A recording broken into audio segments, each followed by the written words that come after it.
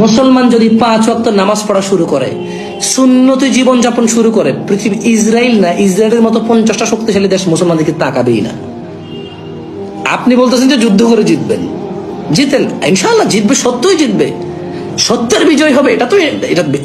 এটা তো যদি কোনো ইহুদিও সত্য হয় আর অন্য কোনো অন্য কেউ তার উপরে জুলুম করে, সে জিতবে, সত্য জিতবে, মিথ্যা হারবে।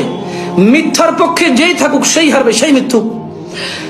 অত্যাচারের পক্ষে যেই থাকবে অত্যাচারী হারবে, এটাই সিম্পল। সত্য জিতবে।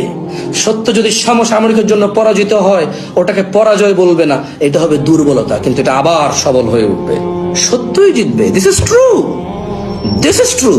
কিন্তু আপনি বিলিভ করেন, যদি একবার ইহুদি নাসারারা, অন্য ধর্মীয়রা, মানুষরা জেনে যায় যে এই দেশে 80% মুসলমান, 75% মুসলমান নামাজ পড়ে, যাকাত দেয়, সৎ আচরণ করে, ওরা অন্যায় অত্যাচার করে না, ওরা অন্যায়ের বিরুদ্ধাচরণ করে, সত্যের পক্ষে সবসময় নিজেদেরকে ওরা প্রস্তুত রাখে, কেউ যুদ্ধেই আসবে না, কেউ যুদ্ধেই আসবে না, কেউ যুদ্ধেই আসবে না। আমার কথার সাথে আপনারা যারা দ্বিমত আছেন, যে পয়েন্টে আপনারা দ্বিমত, ওয়াল্লাহি আপনি যে পয়েন্ট নিয়ে দ্বিমত, এই পয়েন্ট আমি বলিই নাই।